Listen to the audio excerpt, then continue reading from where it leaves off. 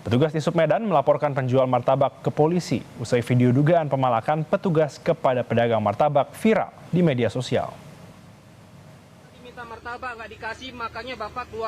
Kasus dugaan pemalakan pedagang martabak di Medan yang viral di media sosial berbuntut panjang. Merasa dirugikan, petugas Dinas Perhubungan yang disebut meminta martabak gratis melaporkan pedagang martabak ke polisi. Petugas di Submedan membantah telah melakukan pemalakan saat bertugas. Sementara itu, pedagang martabak yang mengetahui dirinya dilaporkan ke polisi mengaku pasrah atas laporan itu dan akan menjalani proses sesuai hukum yang berlaku. Kalau dilaporkan ke polisi ya tanggapan saya sebagai masyarakat merasa sedih sekali. Tapi kalau memang udah prosedurnya berjalan begini, ya udah kita jalanin. Dan pun jika saya dipanggil oleh pihak kepolisian, saya akan memberikan keterangan yang sebenar-benarnya. Kasus ini juga mendapat perhatian dari Wali Kota Medan, Bobi Nasution.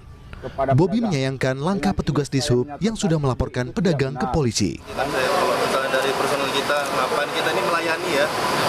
Kami ini semuanya pemerintah Kota Medan, mulai dari yang jajaran atas sampai dengan paling bawah, itu tugasnya melayani masyarakat. Lucu saya rasa pada laporin masyarakat, kita ngelaporin masyarakat, itu yang kita layani, itu yang kita lindungi. Jadi pada laporan nanti saya bantu monitor, kalau memang ada lapor itu nggak elok lah, kita yang melayani, kita yang ngelaporin. Dan usai ditegur Wali Kota Medan, Kamis malam pelapor telah mencabut laporannya. Kasus ini bermula saat video pedagang martabak viral di media sosial.